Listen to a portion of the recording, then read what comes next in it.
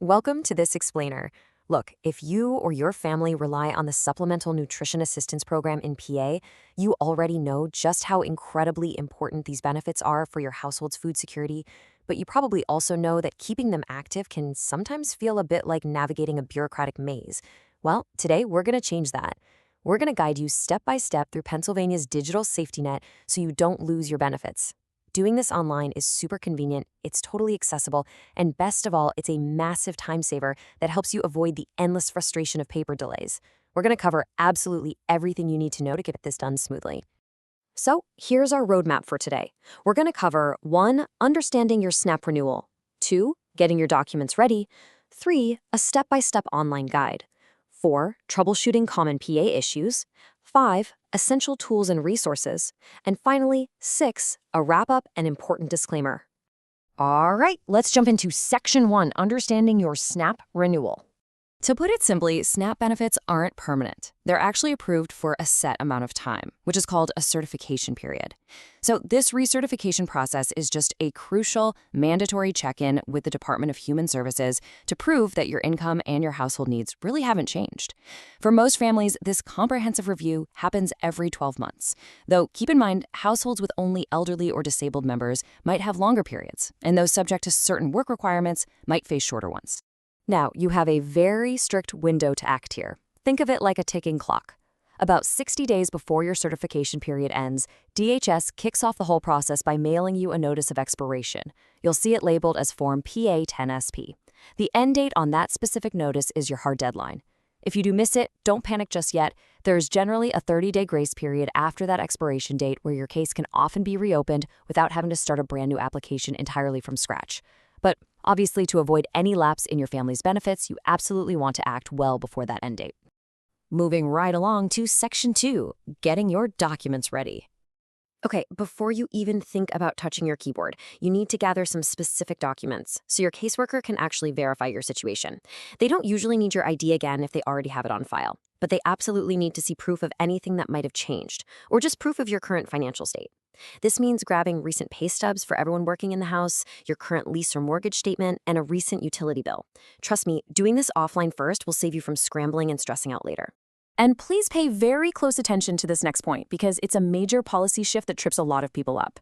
Thanks to a new rule effective February 2026, you can no longer simply self-report your rent or utilities to claim the standard utility allowance. No way. You must actually upload the physical documentation for your housing and utility costs. If you forget to upload your lease or that winter heating bill during your renewal, the County Assistance Office is going to calculate your SNAP benefits without those shelter deductions, and that will likely cause a significant, totally unexpected drop in your monthly food assistance. All right, Section 3, our step-by-step online guide. It is absolutely vital to know the difference between Pennsylvania's 2 digital platforms, because honestly, mixing them up is a massive source of frustration. While the My Compass PA mobile app is fantastic for checking your EBT balance, submitting mid-year semi-annual reports, or snapping quick photos of your documents to upload them, you cannot use the mobile app to submit your full annual renewal. I'll say it again. For your main yearly recertification, you must use the desktop-optimized Compass web portal. If you follow these exact 4 steps on the Compass website, you're going to pace yourself perfectly through the system. First, log in using your unified Keystone ID. You know, this is the exact same login you might already use for child support or other state services. Second, fill out that renewal form. You'll actually notice a lot of your demographic info is pre-populated, so just carefully double-check it. Third, upload those documents we gathered earlier. And finally, hit submit. But remember, the whole process isn't fully over until you complete your mandatory phone interview with a caseworker. They need to review your form and documents to ensure everything is perfectly accurate. Next up, Section 4. Troubleshooting common PA issues. Let's be real for a second. Technology isn't perfect. If you've ever experienced the dreaded loading wheel of death on the Compass website, you are definitely not alone. Even caseworkers openly acknowledge the system can be pretty glitchy.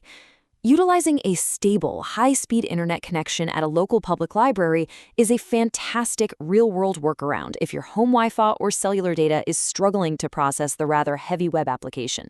Now, when you do get stuck, Dialing the right number is literally half the battle. If your Keystone ID is locked or you completely forgot your credentials, do not call the general benefits line. They really can't help you with passwords. Instead, call the dedicated Keystone login help desk at 1-877-328-0995. If you are logged in, but the Compass portal itself is throwing an error code, call the Compass helpline at 1-800-692-7462. And if you just need to quickly update your phone number or address, the statewide customer service line is going to be your best bet at 1-877-395-8930. Let's revisit this question right here, because it is the biggest unspoken fear for so many families. Life gets chaotic, the mail gets lost, and suddenly you realize your certification end date just slipped right by. So what do you do? As we touched on a bit earlier, this number is your absolute lifeline. You generally have a 30-day grace period. If your benefits close because you missed that hard deadline, but you managed to get your renewal submitted and your documents uploaded within 30 days of that closure, your case can usually be reopened. That saves you from the incredibly lengthy process of starting a brand new application from scratch. You just need to act with extreme urgency the second you realize you missed it. Let's pivot to Section 5, Essential Tools and Resources. Let's look at how these features build a much stronger safety net for you all year round. First, you can opt into a super helpful feature called Verify My Income. This allows the Department of Human Services to verify your wages directly with participating employers, completely saving you the hassle of hunting down weekly pay stubs. Also, you definitely want to check out the Connect EBT app. It literally allows you to lock your EBT card to prevent theft when you aren't using it, just like you would lock your front door. Finally, Compass has upgraded its self-service password reset, meaning you can often regain access to your account without having to wait on hold forever for a state worker. And finally, Section 6, Wrap Up an Important Disclaimer. Well, we have covered a whole lot of ground today, and you are now fully equipped to conquer the renewal process with complete confidence. Please remember, however, that while this explainer is a comprehensive guide based on official Pennsylvania policy, your local county assistance office is the ultimate authority on your specific case. Every single family situation is unique, so when in doubt, just reach out directly to DHS using those contact numbers we went over earlier. I'll leave you with that thought to ponder.